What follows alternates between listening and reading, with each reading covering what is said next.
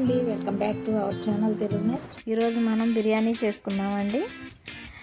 Ingredients చూపించట్లేదు. Ingredients అన్నీ చూపించాలంటే టైం ఎక్కువ పడుతుంది, వీడియో ఎక్కువైపోతుంది కాబట్టి మామూలుగా చేస్తున్నానండి. మీరు చూసి చేసుకోండి అండి. నేను దానిలోకి కేజీ బియ్యం అయితే వేసుకుంటున్నాను.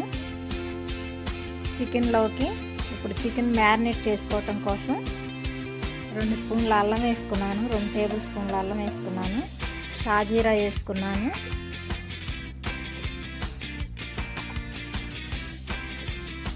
చెక్క, లవంగాయ మొగ్గ, మిగతా బిర్యానీ దినుసులన్నీ వేసేసుకోవాలండి. ఒక మరాఠీ మొగ్గ తప్పించి. చూసారుగా వీడియోలో చూపించిన విధంగా దినుసులన్నీ వేసి, తర్వాత కారం, మీరు ఎంతైతే మంట తింటారో దానికి సరిపడా కారం వేసుకుని, సాల్ట్ కూడా మీ రుచికి సరిపడా వేసుకోండి. నెయ్యి పోసుకోవాలండి. తర్వాత తరిగి పెట్టుకున్న కొత్తిమీర, పుదీనా,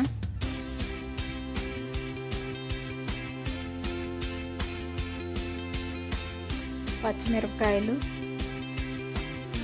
పెరుగు, 1 కప్పు పెరుగు అయితే సరిపోతుందండి. వేయించి పెట్టుకున్న ఆనియన్స్ అండి, ఉల్లిపాయ ముక్కలు కూడా వేసేసుకున్న తర్వాత నిమ్మకాయ పిండుకోవాలండి. పెద్ద సైజు అయితే 1 నిమ్మకాయ సరిపోతుందండి. కొద్దిగా చిన్నవి అయితే, మీడియం సైజు అయితే 2 సరిపోతాయండి.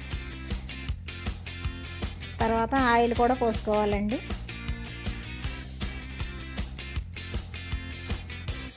బిర్యానీ ఆకు కూడా వేసి మొత్తం కలిసేలాగా మిక్స్ చేయాలండి. వీడియోలో చూపించిన విధంగా చేతితో కలుపుకోండి.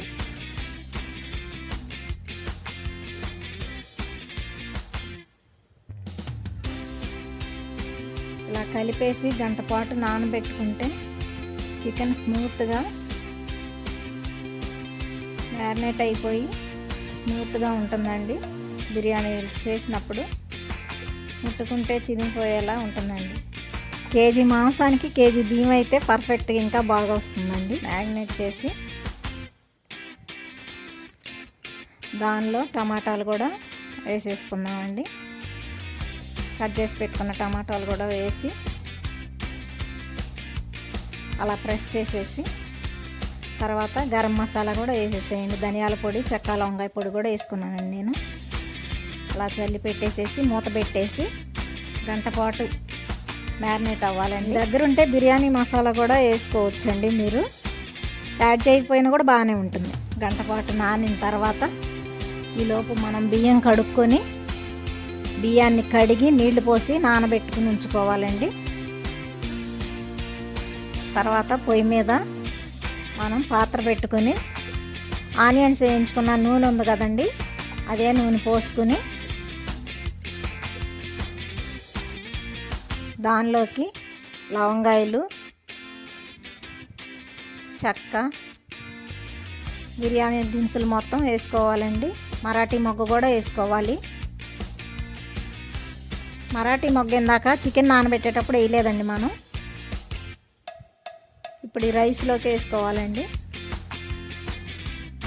మొత్తం దినుసులన్నీ వేసిన తర్వాత మాడకుండా సిమ్లోనే ఉంచి తిప్పుకుంటూ ఉండాలండి.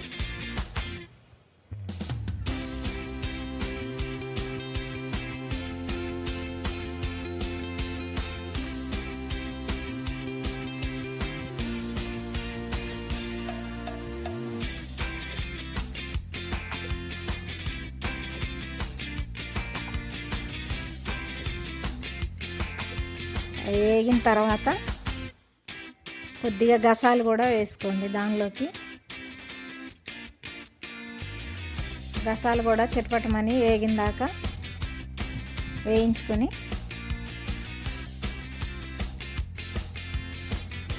తర్వాత కొద్దిగా ఉల్లిపాయలు, కట్ చేసి పెట్టుకున్న ఉల్లిపాయలు కొద్దిగా వేసుకోండి. ఎక్కువగా వద్దండి. ఇందాక మనం చికెన్ మ్యారినేట్ చేసుకునేటప్పుడు కొద్దిగా వేయించిన ఉల్లిపాయలు వేయించుకున్నాం కదా, అందుకని లైట్గానే వేసుకోండి. తర్వాత పచ్చిమిరపకాయలు,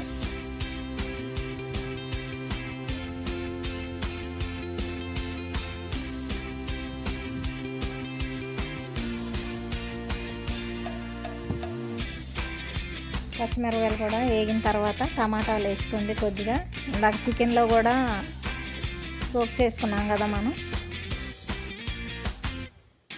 ఆ టమాటాలు కూడా వేగిన తర్వాత మనం సోక్ చేసుకున్న చికెన్ వేసేసుకుందామండి.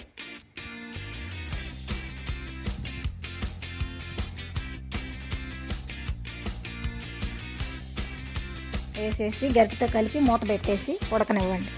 మూత పెట్టి పావుగంట ఉడకనిచ్చిన తర్వాత దానిలో ఉప్పు సరిపోయిందో లేదో చూసుకోండి. గరిటెతో కొద్దిగా గ్రేవీ తీసుకుని ఆ చికెన్లోకి ఉప్పు సరిపోయిందో లేదో చూసుకుని, చాలకపోతే చికెన్లోకి సరిపడా కొద్దిగా వేసుకోండి.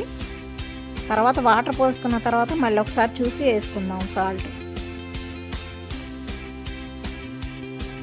సో నాకైతే చాలలేదండి, కొద్దిగా వేసుకుంటున్నాను నేను.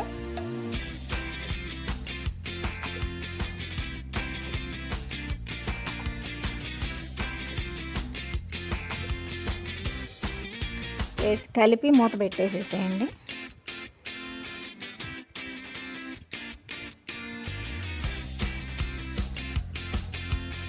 పది నిమిషాల తర్వాత చూసారుగా వాటర్ వచ్చేసి బాగా ఉడికిపోయిందండి. ముక్క తీసి ఉడికిందో లేదో చూసుకోవాలి, చెక్ చేసుకోవాలండి. చికెన్ పెరిగేసుకుని గంట పాటు సోక్ చేసుకున్నాం కదండి, చాలా స్మూత్గా వచ్చేస్తుంది ఉడికి. తర్వాత గ్రేవీ దగ్గర పడిన తర్వాత వాటర్ పోసుకోవాలండి. 1 గ్లాసు బియ్యానికి 1.5 వాటర్ అయితే సరిపోతున్నాయండి. దానిలో గ్రేవీలో వాటర్ ఉంటాయి కాబట్టి దాన్ని బట్టి చూసి పోసుకోవాలి. నేను 2 సార్లు తీసుకున్నానండి బియ్యం, కాబట్టి 3 సార్లు వాటర్ పడతాయి కదా. గ్రేవీలో కొద్దిగా వాటర్ ఉంటాయి కాబట్టి నేను కొద్దిగా తగ్గించి 3 సార్లు వాటర్ తీసుకున్నానండి. ఆ ఎసరు వచ్చేసింది. ఈలోపు మనం బియ్యంలో ఉన్న నీళ్లు వంచేసుకుని, నానబెట్టుకున్న బియ్యంలో నీళ్ళు వంచేసుకుని ఉప్పు చూసుకుని, ఆ వాటర్లో కూడా ఉప్పు సరిపోయిందో లేదో చూసుకుని ఉప్పు వేసుకుని, అది కరిగిన తర్వాత బియ్యం వేసేసుకోండి. అమ్మటనే బియ్యం యాడ్ చేసేసుకోవాలి. బియ్యం యాడ్ చేసుకుని ఒకసారి అలా తిప్పేసి మొత్తం కలిసేలాగా మూత పెట్టేసేయండి. 10 నిమిషాల తర్వాత చూసారుగా దగ్గర పడిపోయి నీరు ఎగిరిపోయి వస్తుందండి. ఇప్పుడు కొద్దిగా ఒకసారి కలుపుకొని మొత్తం కలిసేలాగా మూత పెట్టేసేసి దాని మీద వాటర్ పెట్టాలండి. బరువుకి ఎయిర్ ఎటు పోకుండా ఆవిరి దానికి పట్టేసేసేలాగా. A few minutes later. పైన వాటర్ పెట్టేసి పావు గంట తర్వాత మూత తీసి చూస్తే బిర్యానీ రెడీ అయిపోతుందండి. చూసారుగా యమ్మీ యమ్మీ బిర్యానీ రెడీ అయిపోయిందండి.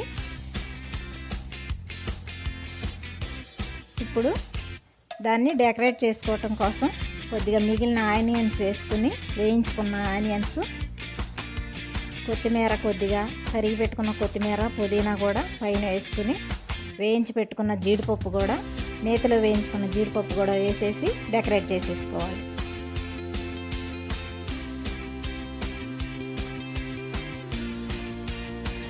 సో రెడీ అయిపోయిందండి బిర్యానీ. చాలా అంటే చాలా బాగుంటుంది. మీరు తిని చూసి ఒకసారి వండుకుని తిని చూసి మీ కామెంట్ని కామెంట్ బాక్స్లో కామెంట్ పెట్టండి.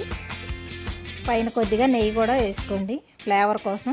చాలా బాగుంటుందండి, ఒకసారి తప్పకుండా ట్రై చేయండి. ఈ బిర్యానీ పెరుగు చట్నీతో కానీ, కూరలోకి కానీ చాలా బాగుంటుందండి. చికెన్ కూరలోకి కానీ గ్రేవీగా చేసుకుని తింటే. సో తప్పకుండా ట్రై చేయండి. నేనైతే రైతా చేసుకున్నానండి. ఈసారి రైతా చేయటం ఎలాగో, కర్రీ చేయటం ఎలాగో కూడా ఇంకోసారి మీకు చూపిస్తాను. థ్యాంక్స్ ఫర్ వాచింగ్ అండి.